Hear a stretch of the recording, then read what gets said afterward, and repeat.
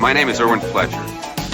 I'm an investigative reporter for a Los Angeles paper. You probably read my stuff under the byline of Jane Doe. What the hey, it's better than Erwin. Welcome to the now playing podcast Fletch Movie Retrospective Series. You're a bit of a shady character, Mr. Fletcher. But I am adorable. Hosted by Arnie. You have journalistic integrity. Yeah. And you have a sense of loyalty. Justin. You're cleaner than most of the ones we get around here. You smell nice. I expect you'll be popular. And Stuart. Ladies and gentlemen, he sees more than he doth know. But be warned, this episode will contain detailed plot spoilers and strong language. You fucking with me? Come on. Be honest, Morris. Are you fucking with me? We hope you enjoy the show. Go ahead. Make my day.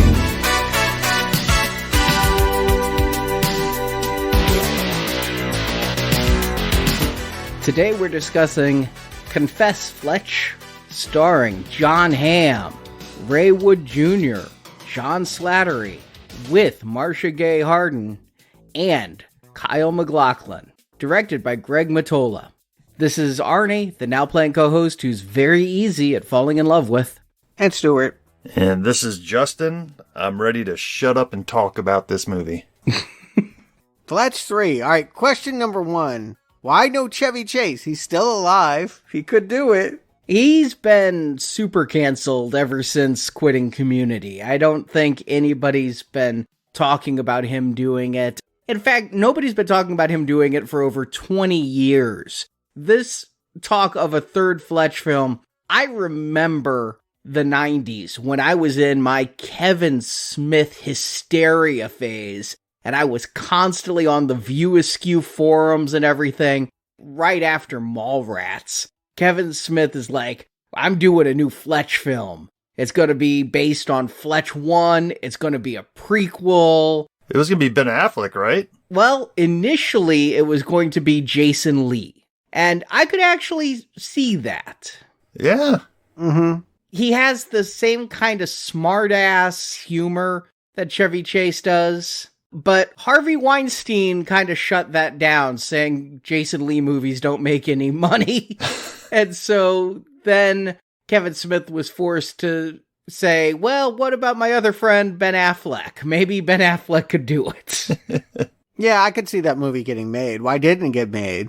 Smith decided not to compromise on his casting of Jason Lee, and around 2005... which is really after Smith's heyday, he left the project. Now, I personally feel like a Kevin Smith-directed Fletch film would be just as funny as Cop Out, which may be Smith's... well, no, I've seen Jay and Silent Bob Get Old, but it's one of Kevin Smith's absolute worst films. You haven't seen Yoga Hosers. No, I have not. Do not.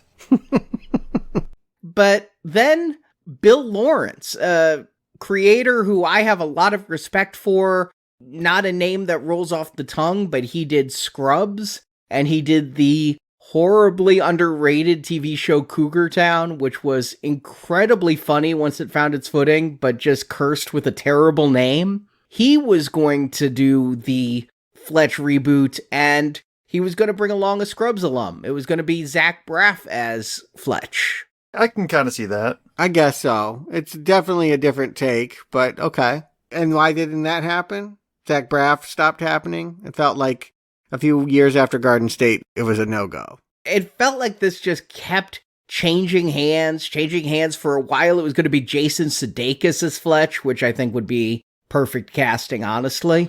Pre-Ted Lasso. That would happen now. But what's interesting is the rights stuck with Miramax. I mean, Kevin Smith was a Miramax guy back before it got sold and all of that. And Miramax now, I believe, still owned by Disney, right? You know, I couldn't believe that this movie came out with that imprimatur of Miramax. Like, they're not ashamed. Everyone associates this with sex crimes, but that name still is going on new movies. Not the Weinsteins. Worth pointing out, the Weinsteins didn't make this movie, but Miramax did. Well, Miramax got sold and the Weinsteins went off to start the Weinstein Corporation. Yeah, but you know what I mean. Like, they tried to buy it back, and their name is very closely tied to it. The taint is still there. Yeah, I don't know. Maybe some people can. Maybe some people don't associate Miramax with Weinstein anymore. But to me, it was a real shocker. And Jon Hamm was a huge fan of the Chevy Chase films. And after seeing the first Chase film, Jon Hamm, he's just a few years older than I am. He actually did what I didn't. He went out and got the book it was based on and read every single Fletch book there was. Which is like 12. It's worth pointing out, this was a large book series. And by the time the Chevy Chase movie was out, there were like 10 of them. It had been running all throughout the 70s. Miramax already had a writer working on Confess Fletch with just kind of on spec, nobody really attached. John got interested in the project. He did bring in the director. The director then did a rewrite on the script because he said it wasn't a great script for Jon Hamm, maybe a good script for Chevy Chase. And he actually took the script, made it closer to the original book, and yeah, it ended up coming out. Jon Hamm even gave back 60% of his salary to the budget so they could film a few extra days. They ran out of money on the production, and Hamm, as a producer, just believed in this film so much and wanted it to work so much that he gave up his money. Well, he stands to gain. If he can get a franchise going, if people can forget about Don Draper, and he could be a leading man, even in a small indie movie, I think that would be a nice second act for him. He's right now, I think, is still trying to find an identity beyond Mad Men. Jon Hamm, I'll say this. I've only seen a couple episodes of Mad Men and Kimmy Schmidt. I mostly know if he's in a movie, he's usually doing what he did in Top Gun 2. The smarmy, slightly villainous suit who is just full of conceitedness and follow the rules annoyance that, I don't know, I haven't seen him do leading man. That's kind of the stretch here, is that I haven't seen him carry a movie. I watched every episode of Mad Men as my binge watch at the start of COVID. I'd never seen an episode and decided to give that a shot, watched every single episode, really liked it, really like what he was doing with that character. I mean, I'd known Jon Hamm as an SNL guest host, and we reviewed him in Baby Driver, that Edgar Wright movie we did a few years back. I've seen him in films, but always knew him as, oh, it's the guy from Mad Men, and finally caught up with it. But yeah, he doesn't seem to get leading roles all that often. He was great in Baby Driver, though. Just, I keep rewatching Baby Driver, and I keep loving what he does in that movie more and more. I don't really remember that movie, I'll be honest. He was in it? He was the bad guy.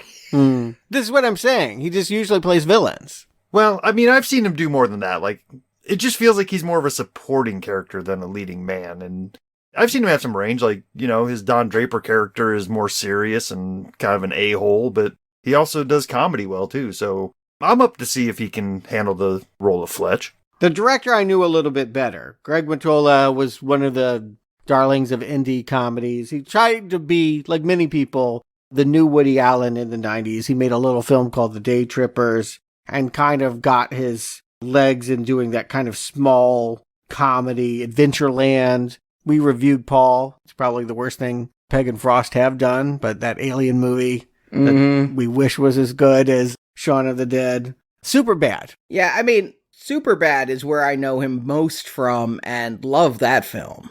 I mean, that gets credited probably rightfully. I mean, people think of that as a Judd Apatow kind of thing. Like, people forget that Judd Apatow didn't direct that movie. That was his breakout success. But by and large, I don't think that he's made a mainstream hit. Yeah, I saw Keeping Up with the Joneses, and I don't recommend you do. But it did star Jon Hamm. So they already had a relationship, and maybe Jon Hamm brought this guy on. My question was, are they making a sequel? Or are they going back to the literary origins? This was, after all, a book series, and Chevy Chase did have some of the smarminess of the character in the books, but in the end, I felt like he wasn't so interested in following the plots. And I actually really enjoyed Confess Fletch. I read it last week for this review and found it largely the same story we're here to talk about, but done in a way, for me anyway, that I was guessing. The details come more layered, and it really kept you guessing about motivation. It felt more like a noir than this movie will. This movie feels like a lark, but the book, I think you really did have a sense of more imminent danger from everything. What were people up to? There was a dead girl, there was a kidnapping, there was missing art, and connecting all those pieces took a lot of work. I had to read carefully. So as you're reading this, in your mind's eye, who are you casting as Fletch? Jon Hamm, because that was what I knew it would be. Unfortunately, because I was reading it with the idea that it was going to be adapted, it just sort of fit in there that it was going to be him. I guess the better question would be, does it read on the page as if Jon Hamm would fit in here? Well, yeah, the character has always had some of the wry, what I would call annoying smarm that Chevy Chase has. So, yeah, I feel like Jon Hamm has a little bit of that as well when he does comedy. Yeah, I feel like it made sense. All the choices behind the scenes seemed to sync up, and I was really excited after reading the book to see it come alive. That's kind of my question coming into this is, since we know it's not going to be a Chevy Chase vehicle, and we know there's been a history of false starts on this, and here we are all these years later finally getting a follow-up to Fletch, maybe a reboot, who knows, is what we're about to watch more true to the author's intentions? I would say a little bit. Confess Fletch is a little bit more true to its literary source than Fletch was to the first book. So my question is about this movie. Did either of you know it was being made? Because quite literally one day I'm going into Apple TV to look for something to watch. I think I go into Hulu and I go, oh, there's a third Fletch film. I had no idea they were making that, but I guess I'll watch it tonight. Yeah, I'm right there with you. It was just there one day. It wasn't an option to watch. It was more like I get a text of, are we doing Fletch series? I'm like, wait, what? What are you talking about? New movie? We were in the middle of Arnold Schwarzenegger movies, and I was just like, no room in the inn. Sorry, can't do. But yeah, it's now on Showtime 2 months later after its amazing theatrical run where it made $500,000 and, yes, streamed at the same time. How many theaters did it go to? 2? It was here. It was here in Springfield. I did not go. I was doing other now playing things. We didn't have it confirmed we would do this. But when other things we expected to come out in November did not materialize, we had room for 3 movies. It became Fletch because this thing popped out of nowhere. And the surprise release feels like more from the world of music, you know, like, oh, Beyonce has a new album nobody knew about yesterday. Taylor Swift can drop something at midnight. But maybe more and more now, this is the way to go. Get your money quick and have that big reaction right away. I imagine you rented it, Arnie, right? Fan of the first 2, you see there's a new one. How could you not be curious? Yeah, the day I found out that there was a Fletch movie available, I watched it. I was that excited, especially when I saw it was Jon Hamm doing Fletch. But my God, there was no marketing. I mean, why would you not advertise a Fletch movie? Why would you not promote a Jon Hamm movie? I don't know who Jon Hamm pissed off at Miramax to have this thing just swept under the rug the way it was. But yeah, I watched it immediately that night, and then I was the one texting like, hey, what about a Fletch series? Yeah, I mean, it's no smaller a release than Prey or the new Hellraiser. I mean, I do feel like this is maybe the wave of the future, that things that we knew from the past will come back in these small little bursts, and it will only matter to the people that are already initiated. I mean, it does feel like it could be one of these COVID movies where, you know, they didn't know when it would be able to come out, and by the time they found a place on the schedule, they were just like, screw it, let's just throw it on streaming and in a few theaters for a week. But yeah, it came out of nowhere. It was nowhere on my radar, and I was excited to see that they were coming back to Fletch again. And I know it didn't make much in theaters, but it only cost $20 million to make, so that's cheap for a movie these days. $500,000 is a money loss. However cheap this movie cost to make, yes, I agree with you. Modest budget, but this is Who knows? Of the streaming, this is the part that we don't know. We know that nobody went to the movie theater, but enough people like Arnie, out of curiosity, click and spend the $20, usually is what it is, for those brand new movies. I don't know. I guess we'll see if they make another one. It was profitable enough. Well, to preview, the director says he'd be on board, but he doesn't know if anybody cares. All right, well, let's find out. What does Fletch have to confess? Arnie, give him the plot. Fletch is suspected of murder. The retired reporter, now played by Jon Hamm, was staying in Boston, but when he arrived at his rented townhouse, he found a dead woman. With no other leads, Sergeant Inspector Monroe, played by Roy Wood Jr., and his partner Grizz are keeping an eye on their prime suspect, Fletch. After retiring from investigative reporting, Fletch made a name for himself as an art critic. This got him hired by Italian Countess de Grazzi, played by Marcia Gay Harden, to find some stolen art. The Countess's husband, Count de Grazzi, played by Robert Picardo, owned a vast art collection, including an original Picasso painting. The art collection was stolen, and the Countess thinks Fletch can find it. In the meantime, Fletch becomes romantically involved with the Countess's stepdaughter, Andy. Then the Count gets kidnapped, and the kidnappers demand not money, but the Picasso painting as a ransom. So the pressure is on for Fletch to find that art. Fletch got a lead. Posing as a wealthy art buyer, Fletch gets Boston art dealer Ronald Horan, played by Kyle MacLachlan, to admit he's able to procure the piece from the sellers.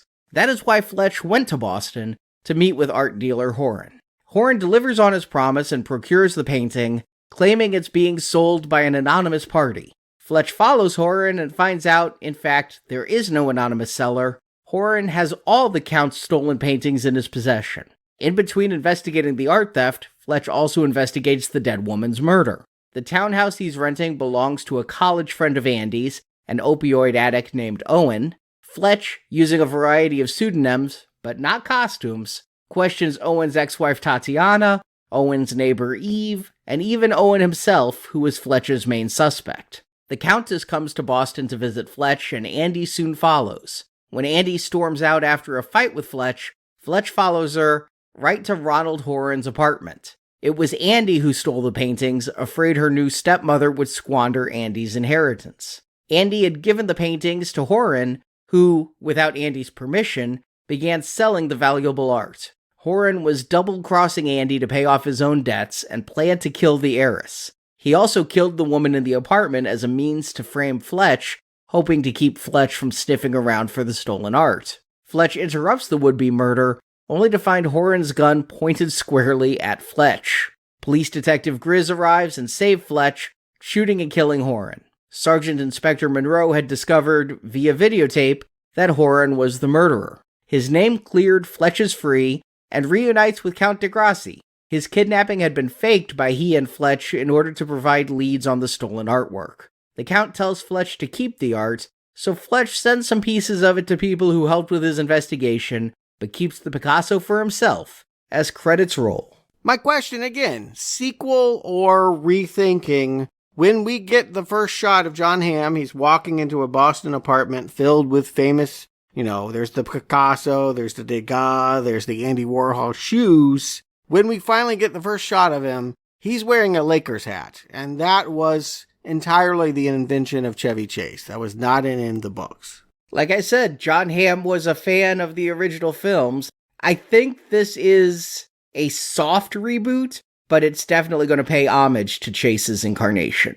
Yeah. Later, we'll have him reconnect with his old editor, who has a different last name. Not different from the one that was in the movie. So sometimes I feel like they're making ties. Sometimes I feel like they're trying to do their own thing. To me, it feels like from very early on in this movie that this is going to be its own thing. It's not trying to be in the same vein as the original films. Well, like Fletch Lives, we have another case of a man who's kind of ambivalent about a dead woman. He goes downstairs. Sure enough, there's a corpse on the rug, and he's dialing the non-emergency police line and being kind of Chase-like. I feel like it's not un-Chevy-like, but because he didn't sleep with this woman, because he's asserting right from the get-go, I know I'm not guilty, so I'm not going to worry about this. It signals to the audience that we are never to think that Fletch could or should confess. He's our likable hero surrounded by people that we shouldn't trust.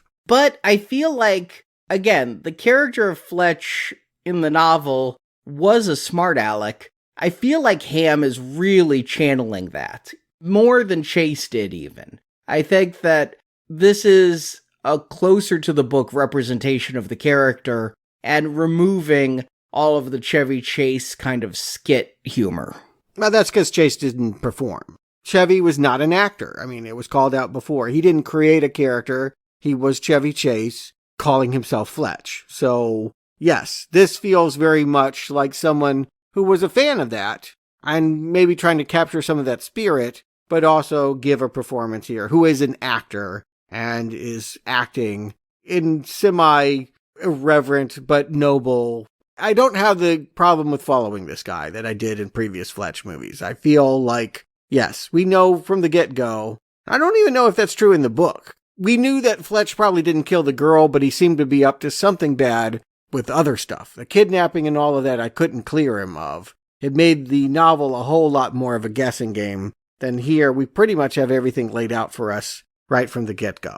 We have a flashback early on to Italy, and it kind of tells us everything that took most of the book to unravel. And just to keep going with the Jon Hamm as Fletch thing, he's doing more work as the character of Fletch to sell us, the audience, of his charm and of his cuteness that I feel like Chevy Chase just assumed he would get for being Chevy Chase, where Jon Hamm's working the character more here. Agreed. Which is pretty apparent when early on we see him winning over the Duchess's stepdaughter. She don't even want to be in this meeting, and within 3 minutes, she's looking lovingly into his eyes. Oh, and I love the scenes overseas. Jon Hamm on that little scooter as the opening credits go. I don't know, that's just a very funny image to me because he's a very tall man on a scooter with his back very stiff and straight. And yeah, the very attractive countess's daughter. I knew where this was going, but I didn't expect it to get there so fast. I found it very funny when she asks him, "What should I call you?" And then smash cut to her riding him and screaming Fletch. Yeah, see, the thing is with the book series, you were trying to connect to him running away to Brazil at the end of that first one to why he's coming back from Europe. There's a whole lot more mystery to what Fletch was up to. But as here, because, hell, let's face it, the average movie-going audience wouldn't even have heard of Fletch before at this point. No one under 40 knows who this character is. You just have to data dump and say he's this reporter doing an investigation on all the paintings and women like him and just get through all of that pretty quick. Well, and that also has to be justified to this modern audience as well, too, because being an investigative journalist isn't the same as it was 30 years ago.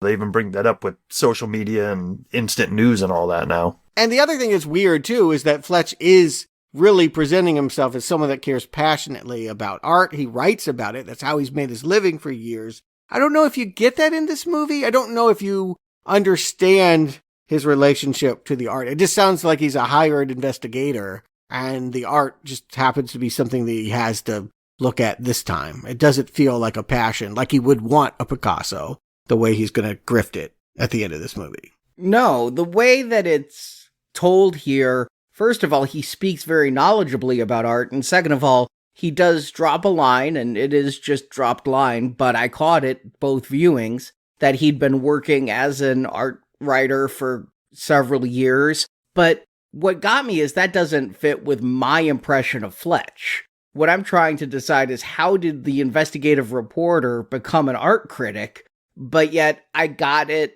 from this that that's how he got the gig. It's in the movie. It's there. It's not just that he's a private investigator. It's that he's an art expert somehow. Again, did the book explain this at all? Because this is the second book. How did he go from investigative reporter looking into drugs on a beach to art critic? Again, I think because he inherited all of that windfall at the end of the first one, he was living off someone else's money. He took that money that was meant for him to disappear and actually live a life. I think what they're telling us is this is a man that would rather be living it up in culture. He's not a Lakers fan. The Chevy Chase incarnation was the idea that he was an everyman Whereas the book character was he was kind of a cultural snob.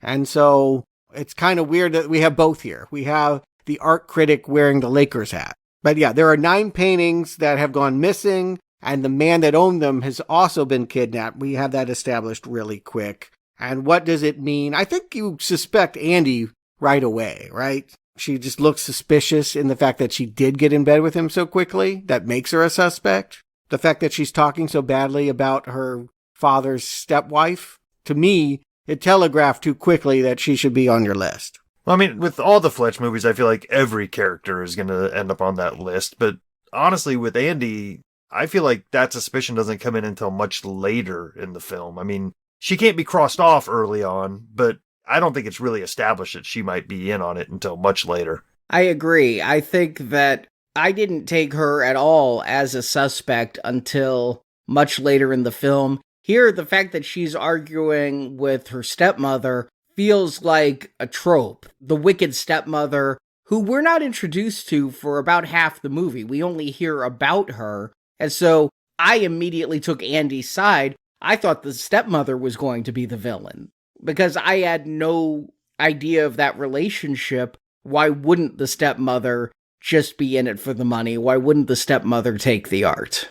Okay. And again, unfortunately, when you like a book, your reading is colored by what you remember from a freshly read novel. And so I'm just bringing in a lot watching this movie. So I can't see it with totally new eyes the way you guys are. But the one that we should definitely be suspecting is Kyle MacLachlan. Ronald Horan is the art dealer who has been selling those paintings. Now, he is a broker. He is someone that claims, I do it for other people. So maybe he doesn't know that he's dealing in stolen art. But he looks pretty scummy when we have him introduced, germaphobe, upset that Fletch touches his model of his boat, and generally giving us the vibe of someone that we would like to see fall. Never suspected him for a minute. It's Kyle MacLachlan doing a humorous performance. I think of Kyle MacLachlan as usually a kind presence in film. So you did not suspect him at all? No. He's a geeky guy dancing to EDM and... Yeah, I'm with Stuart. Come on, he's so annoying in the way that he's got to sanitize all the time. Yeah, I'm with Stuart here. Like, with Fletch Lives, you called it out early there that it was kind of Scooby-Doo-ish, and I kind of felt like the minute we see Kyle MacLachlan on screen here, it's like, oh, he's going to be our bad guy. I feel that's true. I'd like to believe it's not just because I had read the ending of the book. You know, the book's only about 80% the same. There is 20% difference, but I couldn't help thinking that it was obvious. Hearing that it's not, but I really feel like you would be thinking that Angela and this guy were involved. I'll split the difference a little bit because it's more about the casting and less about the character. The character, if it was somebody else, it's truly that it was Kyle MacLachlan. I'm like, oh, you don't put him in a movie like this early to not have him be the big bad at the end. Like Hal Holbrook. They almost kind of look the same at this point. I guess I just watched too much Portlandia because Kyle MacLachlan was great as the mayor in that show, and he looks the same here with that white hair and everything, and he also was a character's father on How I Met Your Mother, and I just am used to seeing him in comedic performances, and so I thought he was here for some comic relief. At the very least, I'd say this is casting against Kyle MacLachlan's current type. Maybe not his older type, but the way he's been playing lately outside of the Twin Peaks abomination. Well, everyone's here for comic relief. It's worth pointing out that this is light. I don't feel like they go as heavy as they could on the noir elements. Yes, Fletch is a sarcastic investigator, and I definitely think that his relationship with the inspector, Monroe in this case, was the backbone of the book. The way that they traded barbs and the way that this guy was always trying to get Fletch to confess was the story, at least on the page. You want to retain that sarcasm. But again, there was real mystery and intrigue that here I would caution people that this is mostly comedy. I feel like, yes, you are trying to figure stuff out, but it's a light mystery. The fact that someone dies barely goes noticed. I like how they're treating this because it kind of puts a ticking clock on the wall for us where Fletch is being looked at by the inspector. And for the runtime of this movie, the police believe that he is the murderer and they just don't have him dead to rights yet. that adds a little bit of a nice little flame under this plot that the other two didn't really have. The other two just kind of bumbled along. Here, Fletch is kind of on a timeline where he has to figure this out before it runs out for him. I wish I liked the pairing better. I don't know Roy Wood Jr., the guy that's playing Monroe here. He's Daily Show. Is that what it is? Yep. And he's got this assistant Grizz who's doing a lot here too, always tailing him and being left behind. Jon Hamm is hopping in Ubers and doing tricks like she'll be driving through a tunnel and he'll be walking by her in the other direction. I love how he gets out of the Uber there. I can't stop here. Okay, just tell me where in the car you want me to throw up. Yeah, I'm enjoying this type of hijinks. This is working for me.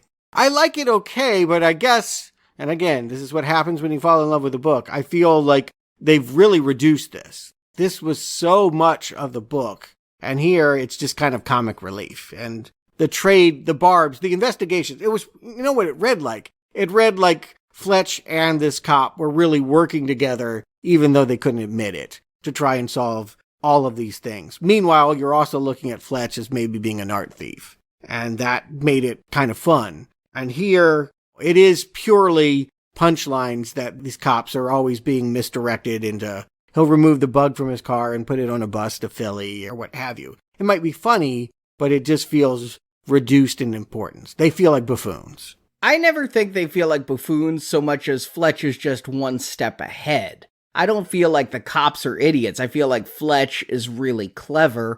And yeah, I'm smiling and smirking this entire movie. It sounds like the book doesn't keep a lot of the humor, whereas if you're going to be making a Fletch movie, no matter what, I think you would have to retain some humor because that's what Fletch is more known as Chevy Chase's character. So I actually find this movie to be funnier than either of Chevy Chase's efforts and love this movie for it. And I think this relationship is working for me because it's doing two things. It's selling us as the audience and the inspector and his sidekick on Fletch. They want to think he's guilty, but the more they learn about him, the more charming he is to them and disarming. So it becomes harder and harder to try to pin this on him the more you know about him. But it quickly becomes a soup. I wonder if you guys could really formulate possible motives for all the characters they're going to throw in here that are quote-unquote suspects. It feels like we meet a lot of kooks, right? A lot of weirdos, and they're suspects because they just happen to live around this apartment, but not a clear through line as to why they might actually wanted to have stolen paintings or hurt Fletch or the apartment owner, this mysterious guy who for most of the movie we don't know where he's at, Owen Tasserly. I never took any of these people as suspects. I took them as people who are there to provide clues, but who the killer is a mystery. Fletch seems to think, yeah, the apartment landlord, the one who's renting it to him, Owen Tasserly, is the prime suspect, but he's supposed to be out of the country.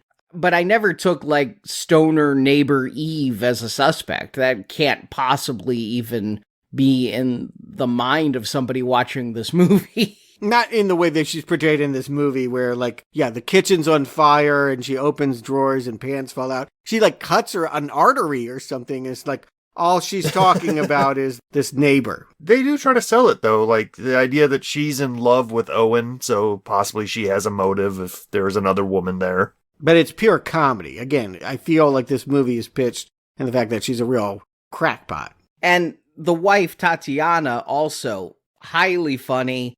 What does it mean to be bespoke? It bespeaks to you. The callback later was great, too. He doesn't even know what bespoke means. Yeah, I mean, this is some of the newer stuff. This wasn't in the book, but there was an ex-wife. She's Gwyneth Paltrow, right? It's a goop speak thing. We can see that she's, again, I guess, depending on your feelings about Gwyneth Paltrow is how funny it is that she's mocked in this way. I don't know. It wasn't my favorite part. I caught it was Gwyneth on the second watching where when describing her divorce, she didn't call it a conscious uncoupling, but something to that effect. Yes, yeah, I thought that was an obvious signaling. And again, she kind of has the blonde sort of privileged cluelessness that I think Paltrow gets satirized for having. Well, it's also just kind of an indictment on modern day society, too, that somebody wouldn't even second guess the idea that they're going to be interviewed for some hoity-toity Better Homes and Garden type of interview. But the thought is that perhaps one of these women came into the apartment thinking that Owen was cheating with this woman. The dead woman was a lover. Do they establish that no one had intercourse with her in this movie? No.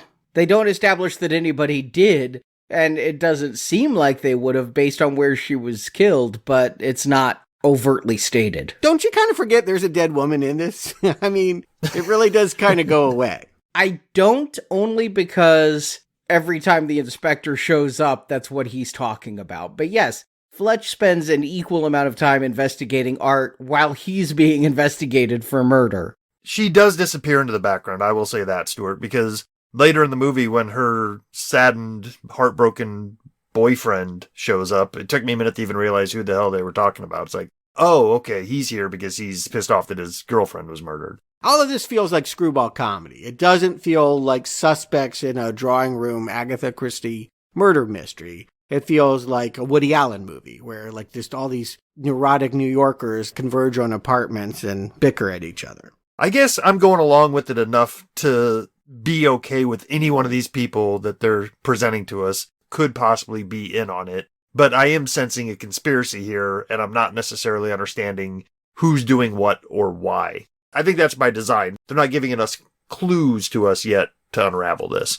There's also a bearded weird man that will be revealed to be the owner of the apartment. He slips in and beats up on Fletch, and we'll find out it's all because he's stealing Oxy. That's obviously a modern joke, not in the book from the 70s. But, I mean, the real suspects, it's the family, right? It's the fact that Fletch is engaged to an Italian woman, working for this countess, Marcia Gay Harden, who blows in at the 40-minute mark. And yes, it's half Brazilian, half Italian, half French. It's a big performance, right?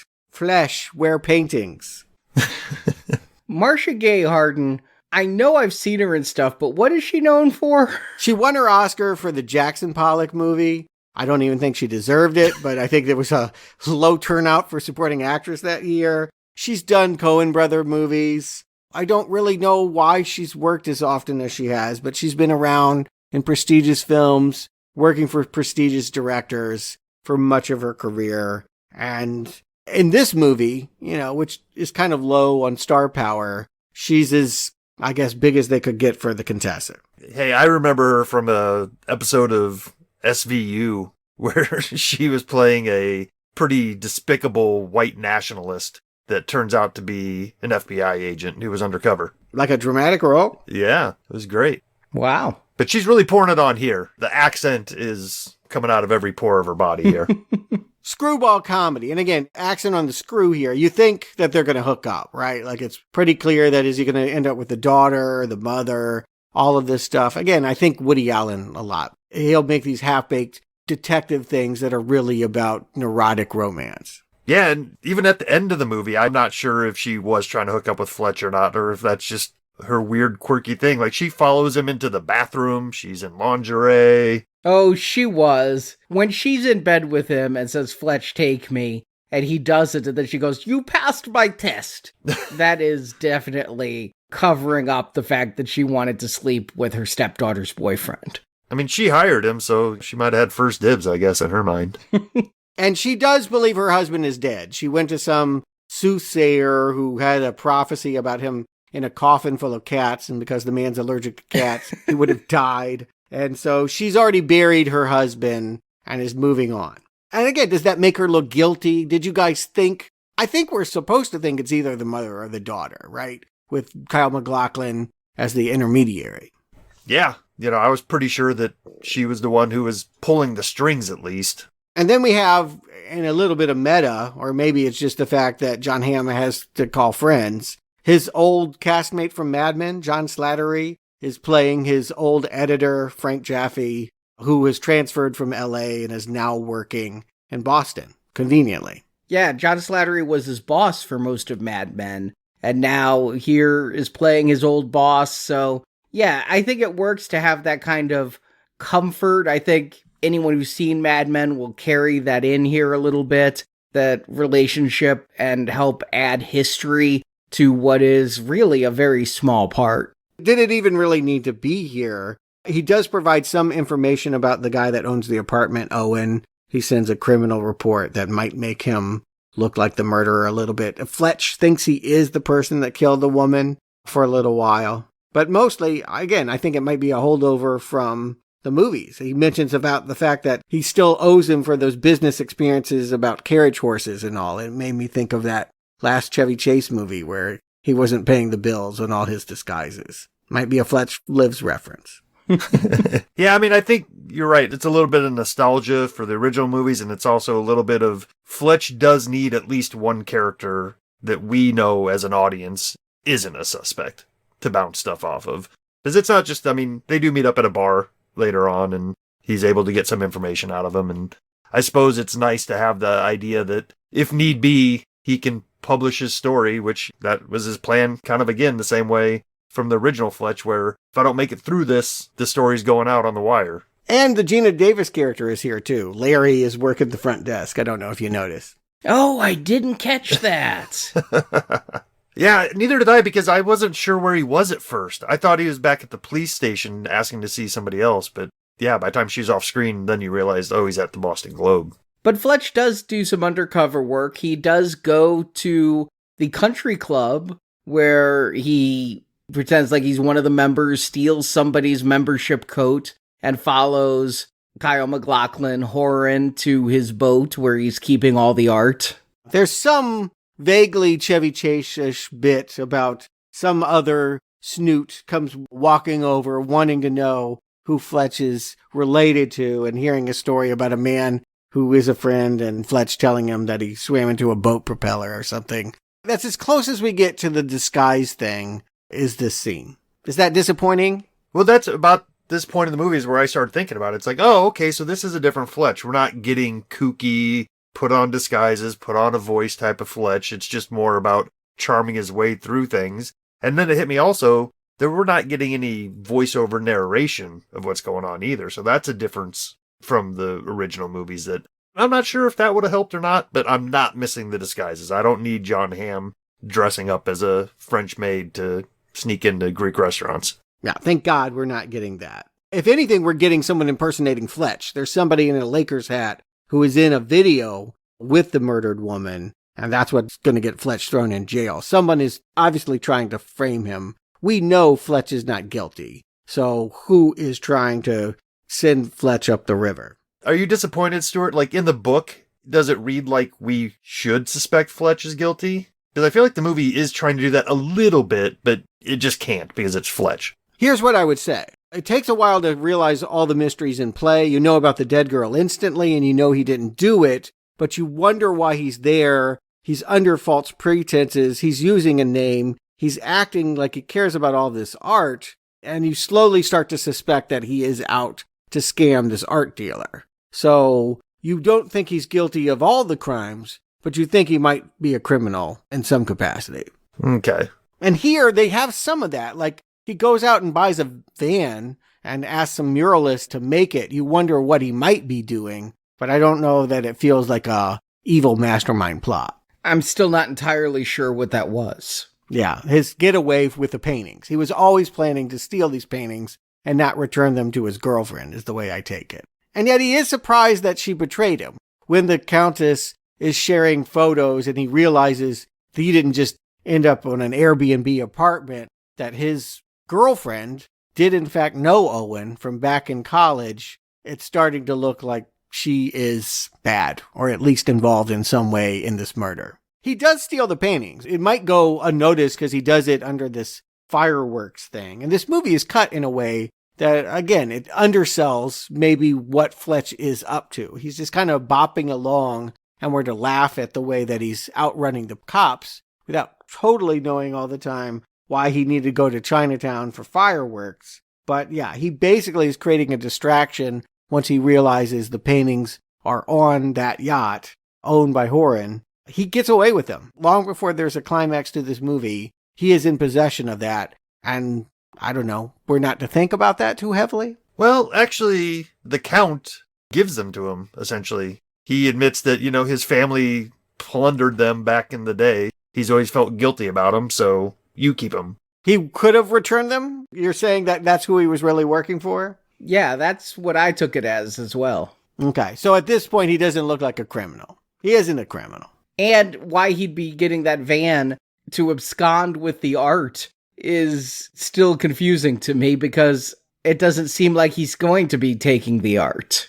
Right. You're seeing where the screenwriters have changed motivations in a way that, yeah, makes Fletch not need to go to these extremes. I think he got the van, too, so he could escape some of the police spying on him. There wasn't bugs in the car and all of that. He was trying to drive around in an unmarked vehicle. Street kids basically vandalized it. He asked somebody to paint it up, and it ended up being more conspicuous because of the mural. And here, that's what I thought when he bought it, is he was buying it so that he didn't have to drive around in the low-jacked rental car, but all he does is drive it directly to the graffiti artist, and of course it's going to get a mural. He knows what he's asking for. However, I thought that was like hiding in plain sight. Sometimes if you have something so outlandish, nobody's going to suspect you of anything, because why would you try to do something in a car that's one of a kind? Yeah, I get it. Yeah. Honestly, it feels like a drop plot point. It feels like there was something more with the van that they just cut and ended up not using it, because it reads as confusing. And this is where I could have used some of the voiceover narration to kind of fill in these spots where at the end, because we kind of rush to this end where it's like, wait, what's going on? Who did what? Who, huh? Oh, it's over? I kind of agree that this ending kind of, I don't know if falls apart is the right word, but it definitely feels like all the tension is gone. The movie is only an hour 40 minutes, and I think it could have run an extra 10 easily just to help decompress this ending somewhat. Because, yeah, there's this big dinner party at that apartment where everybody shows up. Owen shows up, Owen's ex-wife Tatiana shows up, the boyfriend of the dead woman shows up, and I agree with you, Justin. This was confusing to me, too. I'm like, who is he? Why does he want to shoot Fletch? I didn't forget there was a dead girl, but I never knew the dead girl had a boyfriend. I think he was in some of the, at one point they look at her Facebook profile, and he was in some of the pictures. But again, most people are not going to notice that. Well, he was supposed to be playing distraught, but he came off more of like, I thought maybe he was somebody that Owen got drugs from, because he looked almost strung out more than distraught. Mm-hmm. And then, after all of this, Fletch and Andy get in this big argument for reasons that feel really convoluted, and Andy just leaves, and Fletch follows her, and yeah, she ends up at Ronald's place, Kyle MacLachlan. Yeah, so we know that she went to college. It's been a slow reveal that she went to college here. She knew Owen, and we've had Ronald brag about how he taught at Harvard to everyone. And finally, those pieces come together. She was his former student. She was stealing the paintings from her stepmother. You know, it's a family feud, essentially. And she thought her old teacher could help, not thinking he would betray her. And this is where I wonder if another motivation changed. She stole the paintings, gave them to her old art professor, but didn't think he was going to sell them, didn't want him to sell them. He just was going to hold on to them. Why not hide them in the same country? I don't know why you'd give them to an art dealer to not sell. That's where it gets muddy, because still at the end, I'm not certain that she wasn't in this more nefariously, but the reading I guess we're supposed to take is that she was just hiding them from her stepmother to try to make sure she wasn't just a gold digger, and the guy who got them just happened to be willing to sell them because he's a criminal. Yeah, something is made of the fact that these weren't really the family's paintings and that the real paintings would have been lost. I don't know. They were basically stolen in World War II. Yeah, plunder. Yeah, they don't specifically say that it was, you know, like Jewish gold, but they say it would be the property of the government, not of this count. Yeah, Italy was on the Nazi side, so yes, I think we can read that into it, but I'm not sure. It does feel like she should have her own agenda that might be a little bit more evil than it ends up coming out. And yeah, it kind of, all right, I will say that. The movie falls apart at the end. It isn't hold together in the way that in its best scenes, it manages to be smirky noir. I think the biggest reason that it falls apart is because if we go through this whole journey, and if the one thing that we're left with at the end is Fletch found somebody he loved and they're getting married and stuff, but that's just kind of a throwaway line at the end. It's like, oh, she broke up with me. It's like, well, wait, so what is the end result here? Yeah, every detective story is about brokenheartedness. You got to make that matter. And you want a movie this light to have a little bit of soul. And I do agree, it should hurt a little that they didn't end up together. I don't know, that she was more femme fatale. Yeah, this fight seems to be where they break up. And yet, it's also because he does bust onto the boat and accuse her of everything. And he's wrong. Not totally wrong. She's not involved in the murder, but she was involved in stealing the paintings. She did have something to do with the kidnapping, or did the dad just kidnap himself? I believe the dad and Fletch are the ones responsible for the kidnap, because when the dad wanders back in, Fletch doesn't react at all. I think that after being hired to find the paintings, Fletch and the Count decided, okay, why don't we fake this kidnapping where the only way to get you back is the Picasso? And there is this. Both the Countess and the Countess's stepdaughter love the Count. And so by pretending he's in jeopardy, if one of them were involved, it would help them to surface this missing painting.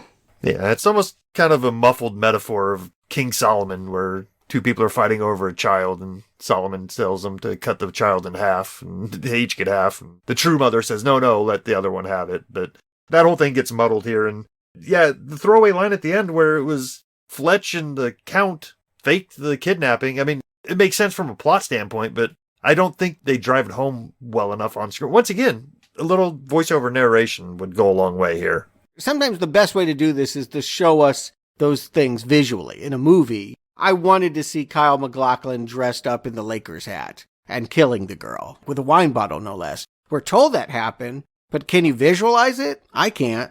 No. And the fact that Inspector Monroe figured this out just because on the videotape briefly, the woman touches Kyle MacLachlan's arm and he pulls it away because he's a germaphobe. And why was this woman with Kyle MacLachlan? I mean, and she had a boyfriend. There's a lot of gray area surrounding this murder. It feels like a directorial problem. They weren't able to harness all these plot elements in a way that is visually understood by movie audiences. Yeah, they already proved they were willing to do flashbacks when they did the 1 month earlier in Rome. It would have been nice to have flashbacks to kind of dramatize some of what we're told.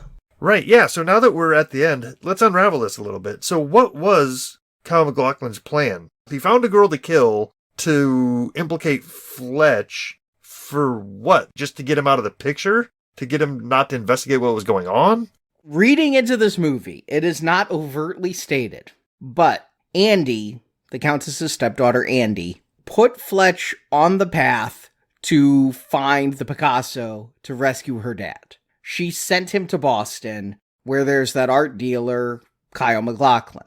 Kyle MacLachlan finds out from Andy, oh, this guy Fletch is coming for me, and I've been selling these paintings, and I don't want to fake sell the Picasso to him. I need him to stay away, so he frames Fletch for the murder. Yeah, just boil it down real simple. Fletch would have exposed that he was doing what he was doing, and he needed to be taken out before that happened. But he knew Fletch was coming because of Andy. Right. Well, yeah, Arnie, you said it there, and I think you were just a little bit wrong, because now I'm remembering. Fletch did say he had a lead, because he found some of the art was being sold in Boston, and that's why she sends him under. Okay. Yes. He told Andy that. Andy didn't want him to know that. Andy probably had to, tell her teacher, be on the lookout for this guy. He's an investigative reporter, and he's coming for you. So this guy jumps to murder, which Andy wouldn't have suspected because she didn't believe he was capable of that. But muddy. Yeah, I think we can all agree that it would have been nicer to have all of these lines cleaner. Hey, we got there, though. Between three of us, we figured out that motivation. Mm-hmm.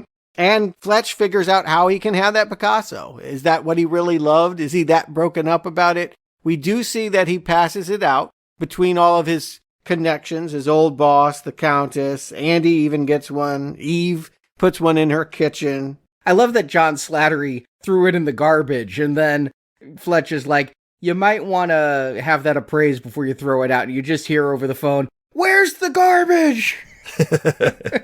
Yeah, but he is alone in Central America on a boat listening to an audiobook. Remember, he came there under the pretense he was investigating this Western painter Tharp. And we see some of those Tharp paintings in his boat. We see a picture of Andy. So I guess he really did care about Andy. He really does care about art. And there's the Picasso. Take for it what you will. Did he really want that? Was it always about that? I don't know. Then right up to that very end, I was still thinking pan past the Picasso and we'll see Andy there too, because I really didn't believe that this could really be all about nothing. And like Stuart, you're saying, it feels like a drop plot point that he was a real big art lover. It just feels like second prize the way it plays out here. The ending doesn't land. It doesn't have the character revealing twist that you would want it to have. 3 for 3, I agree. The ending is the weakest part of the movie, and yet I'm still having fun while watching it. I'm still smiling, I'm still catching the jokes. I like that Grizz, who's been the punchline for so much of the movie, actually gets the kill shot in on Kyle MacLachlan and saves Fletch's life. I like that the sergeant inspector points out Fletch didn't really do anything to help with this investigation, and watching it a second time, I was really paying attention. And yeah, Fletch does great with the painting investigation, but he really does not help this murder investigation at all. But before Fletch sails off into the sunset, Justin, Stuart, do you recommend Confess, Fletch? Justin. I feel like I've been nitpicky here, but overall, I did enjoy watching this movie. I mean, I go back to the original Fletch, and coming back to it for this series, it was muddy in my mind. I couldn't remember exactly what happened in that movie or why anybody was doing what they did. And then watching it again, it was like, oh, yeah, this makes sense. And I kind of feel like this movie's going to play that same way. I've only watched it once, and maybe after a few more viewings, it'll be one of those things where I'm just enjoying the character of Fletch. Because after all, that's what this is about. If you're not enjoying the character of Fletch, be it Chevy Chase or now Jon Hamm, these movies are going to mean nothing to you at all. And even with the second Fletch being Chevy Chase, he couldn't say that one for me. But here, I'm in it for Jon Hamm. I think he's doing a good job, and I like this reinterpretation of the character. I think it's fine that we're not getting the wacky disguises.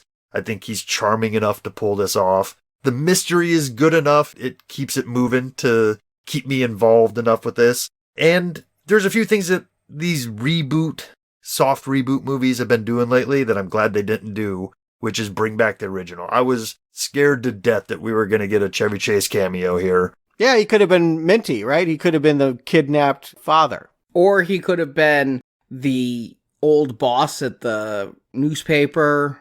Yeah, they could have popped him in almost anywhere. And I'm just glad they didn't. I'm glad they went against that instinct, or maybe they asked and he didn't want to do it. Either way, it works out for the better for me here. I would have liked to have them add just a little bit of the old score in here. I don't know how you modernize that, because it is so quintessentially 80s with that synth. But I would have liked a little bit of it here. But at the end of the day, I don't know that this is going to go down as a classic. I wouldn't mind if they kept going. I'd like to see another outing, see how they go with it. I do enjoy the character. So I'm going to land on recommending this if you are a fan of Fletch. But if you're just looking for a comedy or a good mystery, this isn't great at either of those things. So light recommend, but don't go in with high hopes of greatness. Stuart. Lost art. That's the theme here, right? Missing paintings and the lost art of screwball comedy, which I am a huge fan of. Anytime anyone is willing to go back to the 30s and the 40s, comedy today just doesn't try. Usually today it's about cringe, it's about shock, it's about vulgarity. To try and capture that staccato rhythm of eccentric lovemaking rituals. I feel like if you watch those 30 screwballs, I just really enjoy the rhythms. It's about quirky characters who kind of just pummel each other until they fall in love. This has a lot of that. Again, I kept thinking about Woody Allen. I kept thinking about people that have a love for 30s comedy. But full confession, Fletch, you're not that great at it. Honestly, it's like kind of funny, but it's not really funny. It's kind of smirk, but no laugh funny. Everything here works for me much better than the Chevy Chase incarnation, including him. More polished in his sarcasm. The mystery is definitely more complicated. Not always to good effect, but filmmaking more polished. I think that there is a reason to be encouraged about this direction, but in the end, I don't know how I could recommend that you watch it.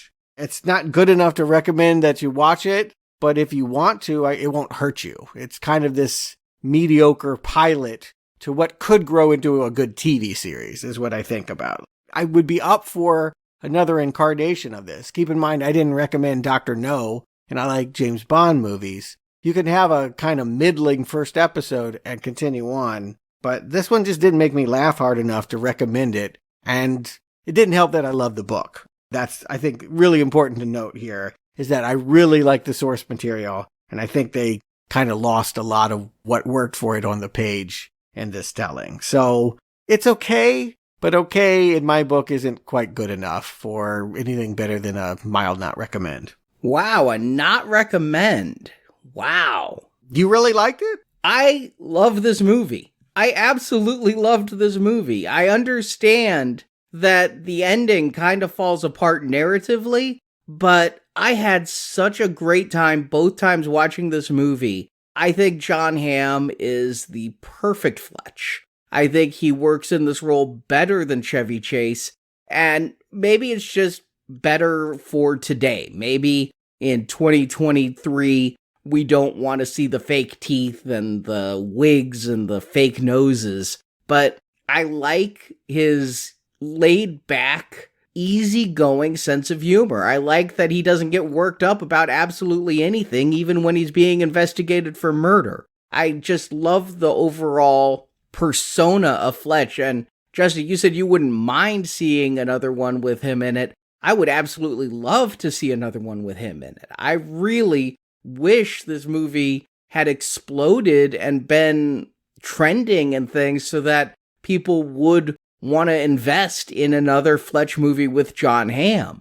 I think that the supporting cast is really remarkable in this. I know you said that the cops were dopey. I don't take them that way. I took them, yes, the junior detective is very green and still learning, and she's the brunt of a lot of jokes. But the inspector, I mean, he is very slow, but they do point out he does eventually arrest the perpetrators he's going after. Yeah, he saves Fletch. Fletch would have been dead if they hadn't figured out the case. And the supporting characters, the crazy Italians, the next door neighbor setting her house on fire, and the dog that pees on the carpet because it's hungry. There's nothing in this movie that I don't enjoy, unless I'm sitting here trying to break down the story narratively. Yeah, I get that there's an effervescence to this kind of, again, it's screwball comedy. It's a particular type of comedy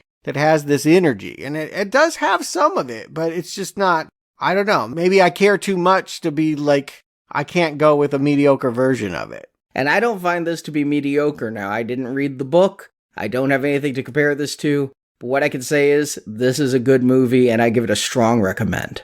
Well, it's worth pointing out you've liked all Fletches, so I was going to always have a little bit harder time getting over the line than you on that.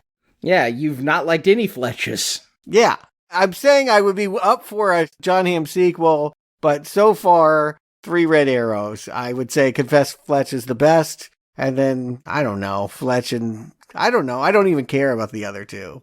I say Confess Fletch is the best. The original Fletch is a classic, but just not as good. And then Fletch Lives is, of course, at the bottom. That's a fair ranking. But yeah, wouldn't this have been much better as a TV series? Don't you just feel like, including Jon Hamm, everything about it is too small for the big screen? There's a reason why they didn't want to put it out in theaters? A TV series would be problematic to me because I don't want them stretching out a single mystery over 12 or 20 episodes. Oh no, I mean this is the first episode of like more to come. You could have cut this down to an hour and... Weekly, more like moonlighting type of bite-sized mysteries. Yeah, he's a detective. He's an investigator. Yeah.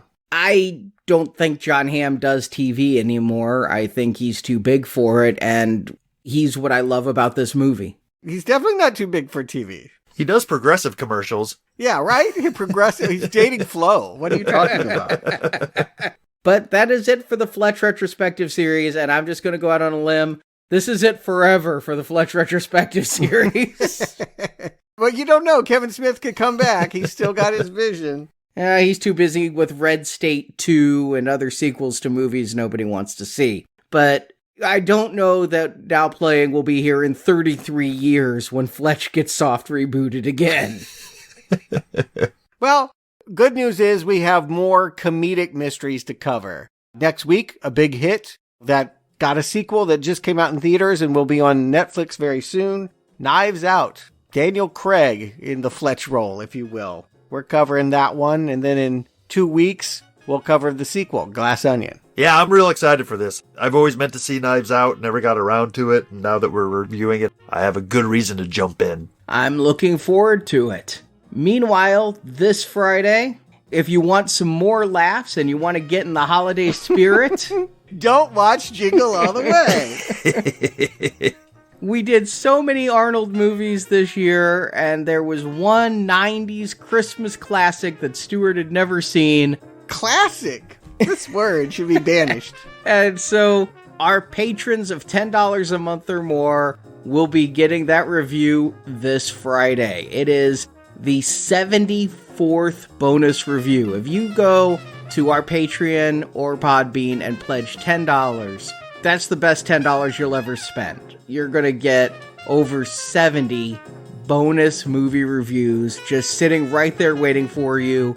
Nearly 100 hours of bonus content. And then another one is added every single month. So you can find the links to that from our homepage at nowplayingpodcast.com. And thank you to everyone who is a patron. Hopefully you enjoy Jingle All the Way this Friday. And Justin Stewart, thank you for joining me. And until next time, go out and get yourself a nice piece of ass.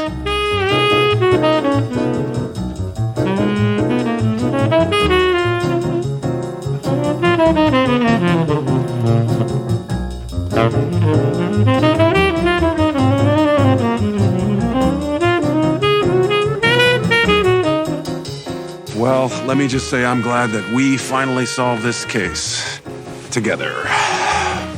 We? We three. Thank you for listening to this Now Playing Podcast movie review. We hope you enjoyed the show. Why don't we both relax and go in there and lie down, and I'll fill you in. Help us spread the word about this show by leaving a 5-star review on Stitcher, Podbean, iTunes, or your podcast store of choice. 5 stars! Want more reviews like this one? In the archives section of NowPlayingPodcast.com, you'll find more than 1,000 in-depth movie reviews from our panel of hosts. Are you always this forward? Only with wet married women. On our site, you can hear reviews for every installment in the world's biggest film franchises, including the Marvel Cinematic Universe, Star Wars, Spider-Man, Batman, X-Men, James Bond, Middle-earth, Jurassic Park, Fast and Furious, and Transformers. All I needed now was a computer and a 10-year-old kid to teach me how to use it. Plus, we have individual movie reviews, such as Avatar, Titanic, E.T., Inception, Big Hero 6, Ready Player One, Pulp Fiction, Apocalypse Now, Doctor Strangelove, and hundreds more. I don't shower much. And come back to NowPlayingPodcast.com next Tuesday for another all-new movie review podcast. I had to keep digging without a shovel. Support from listeners like you keeps Now Playing Podcast on the air. If you've got $1,000 in the bank, don't be afraid to send the whole $1,000. $1,000 just to listen? I don't see how you can pass that up. You can donate directly by tapping the support button at NowPlayingPodcast.com. Cash or check or MasterCard. And you can join our crowdfunding campaign for early access to new episodes, exclusive reviews, and bonus reviews. And bring me the head of Alfredo Garcia while you're out there. Need more Now Playing? Subscribe to our In Focus weekly newsletter for exclusive digital download giveaways, celebrity interviews, behind-the-scenes insights, and more. Sign up through the subscribe page on our website and get it delivered to your inbox every Friday. Unless my people hear differently, that letter goes out at midnight. Now Playing Podcast is produced by Arnie Carvalho. Oh, I don't know. I guess I thought after a lifetime of hedonism, it was time to rededicate my life. Associate produced by Jason Latham. He truly defines grace under pressure. Now Playing is edited by Heath, Santiago, and Arnie. They're still working from home. Can you believe it? The fucking babies. Now Playing credits read by Brock. Shut up and talk. The opinions expressed in this podcast are those of the individual hosts and may not reflect the views of Venganza Media Incorporated. Okay, I'm very sorry. I was wrong, and you have to admit it was a pretty good theory. I just missed a couple of it. Venganza Media Incorporated is not affiliated with, and this podcast has not been prepared, approved, or licensed by any entity that created the film analyzed herein. That's why you're such a great reporter, you know the facts. All movie clips and music included in this podcast are the intellectual property of their respective copyright holders. They are included here for the purpose of review, and no infringement is intended. Well, now, I'm no lawyer, but I do believe that's a violation of my rights. Now Playing Podcast is an exclusive trademark of and may not be used without the express written permission of Venganza Media Incorporated. You're not making this sound any less sketchy, bro. Now Playing is a Venganza Media production, copyright 2022, and no part of this show may be reproduced, repurposed, or redistributed without the written permission of Venganza Media Incorporated. All rights reserved. Sincerely, I am Fletcher. P.S. Have a nice day.